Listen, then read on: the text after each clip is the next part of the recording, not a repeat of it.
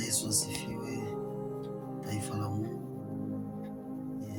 Mahali kote ambao mnatufuata siku kama ya leo, muda kama na huu, tunakuja tena mara kwenu tukiwasalimu na tukiwatakia wanaotufuata, ikiwa asubuhi, ikiwa jioni, ikiwa mchana, tunawatakia wakati huu mzuri, wakati huu ambao tumepata tena fursa ya kuingia na kutafakari kuhusu ndoa.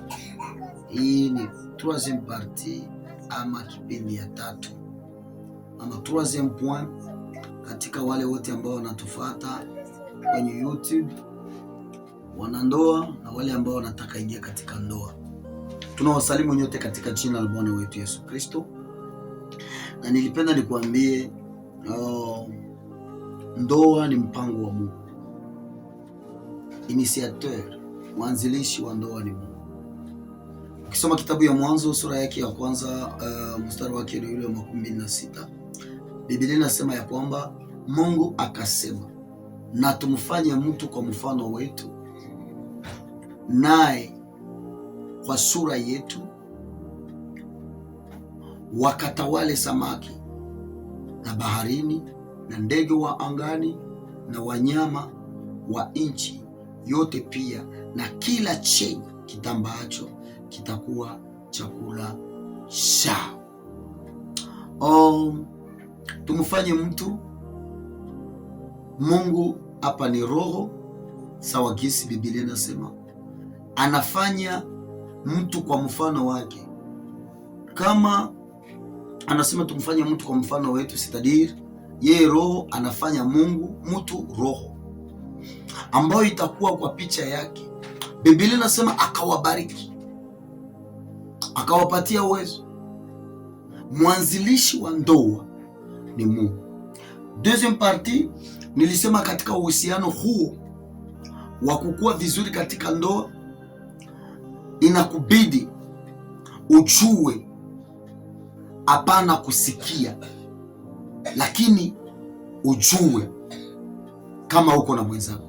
Na hii troisième partie nilipenda nikuambia, ndugu mpendwa, wewe ambao uko natufuata, kukua na esprit moya na mwingine.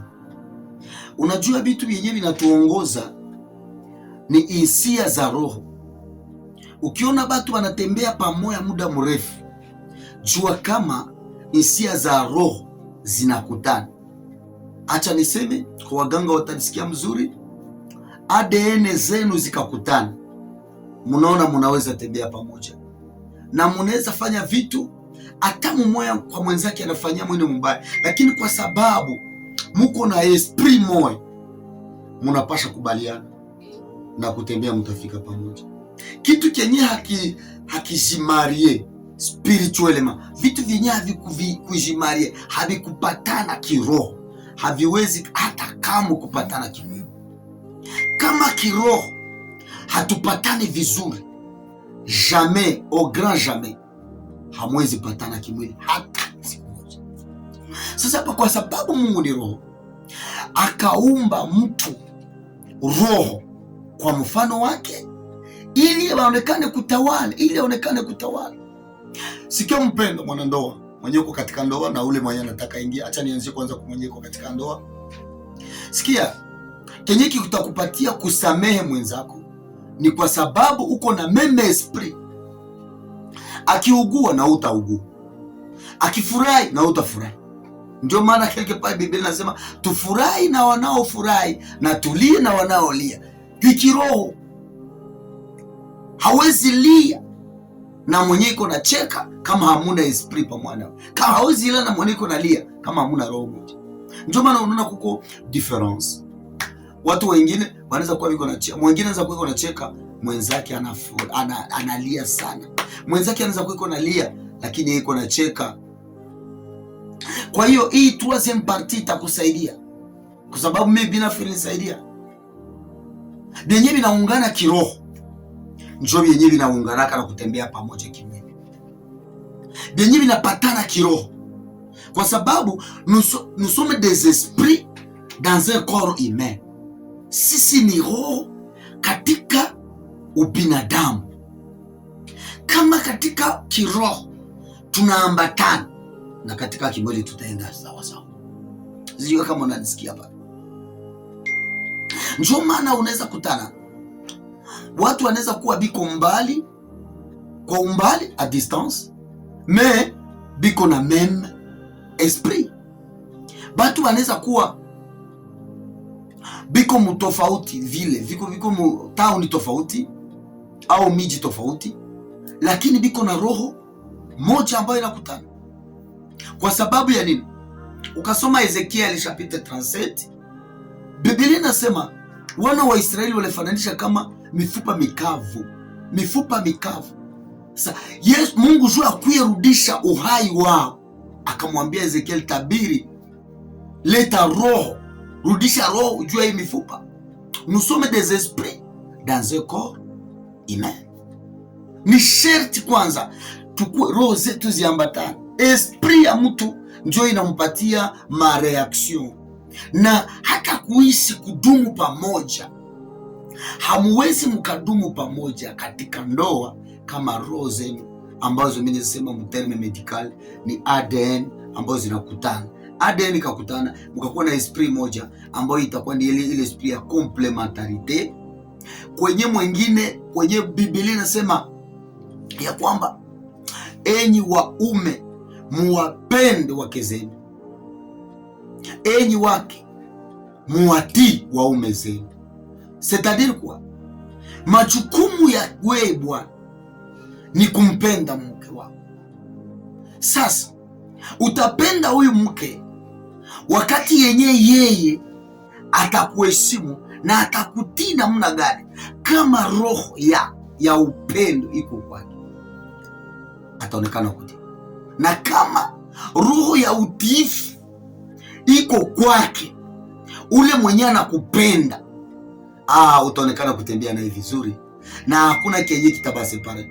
Ndio maana unaweza ona katika relation, katika uhusiano, katika ndoa, mwenzako akikutendea mabaya, unakuwa na ile roho urahisi wa kumsamehe, unakuwa na ile roho urahisi ya kuonekana tena kumurudisha, na anasikia haraka sana.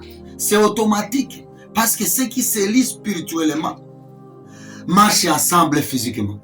Benye binaambatana kiroho, binaendaka pamoja kimwili. C'est facile, très simple. Kwa hiyo kwa ule mwenye anataka ingia, ni sherti ugundue na kuchunguza ya kwamba je, esprit yako na ya ule je binaambatana. Kama roho yako haiambatane na ule, hamuna meme esprit, hamwezi enda pamoja.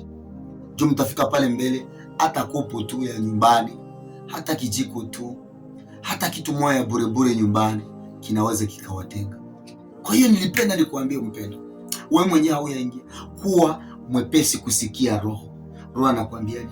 Je, ulishaka remarke wakati yenyewe unapita kumutu na umsalimie, unasikia uko sa vile unaumia? Kama unasikia unaumia, jua kama muko na esprit moja. Do haukumsalimia juu haupendi, lakini unamsalimia kwa kupitiwa. Ukisha zile sezi, unasikia wewe peke njoo unaumia sasa kuliko hata ule mwenyewe ulipishana naye.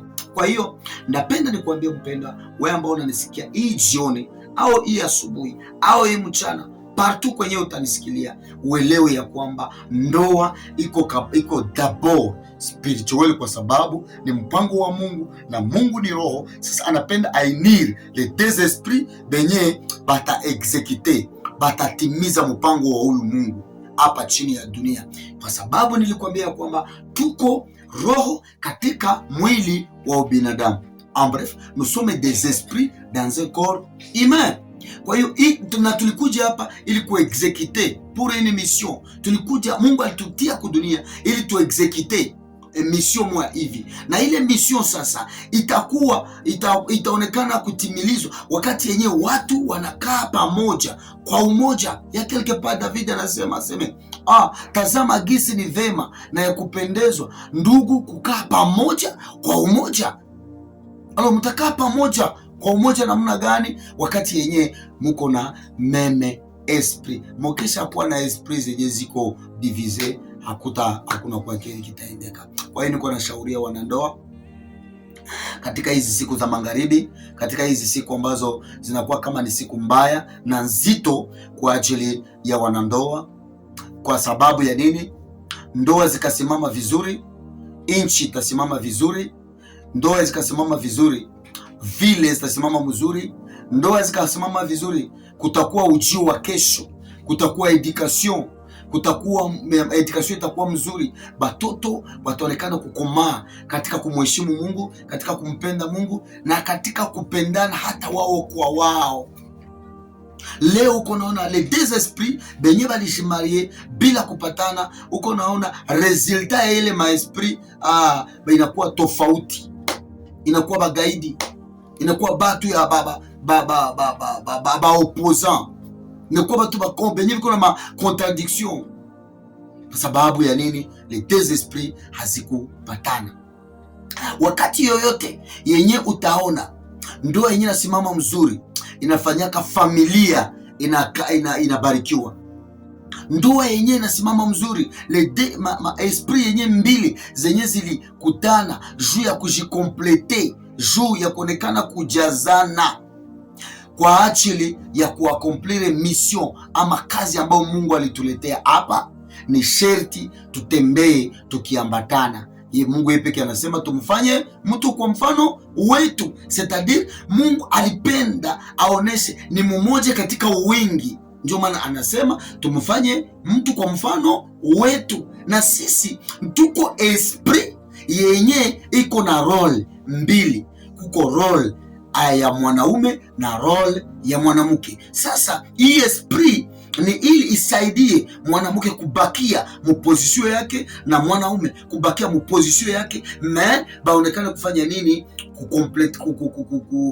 Kufanya ile kazi ambayo Mungu aliwaitia kufanya. Bien aimé dans le Seigneur, mpendo katika Bwana, wewe mwenyewe kwa nini fata peu importe nafasi kwenye huko, mimi nakuambia na kukutakia ya kwamba jua ni roho gani, kwa sababu kwa kila action yenyewe tunafanyaka derrière ile action kuko nini? Kuko esprit. Alors esprit d'amour inaachaka sasa ndoa inafanya nini? Inakuwa na ubora na utamu. Kumbuka ya kwamba ndoa ni mpango ya Mungu, na utamu wa ndoa ni kwamba unaelewa ya kwamba uliumbwa kwa kama vile roho ya kutimiza shughuli ama shorti ya Mungu. Mungu akubariki sana popote kwenye unanifanya, na itaonekana kubariki na kubariki ndoa yako kwa jina la Yesu Kristo.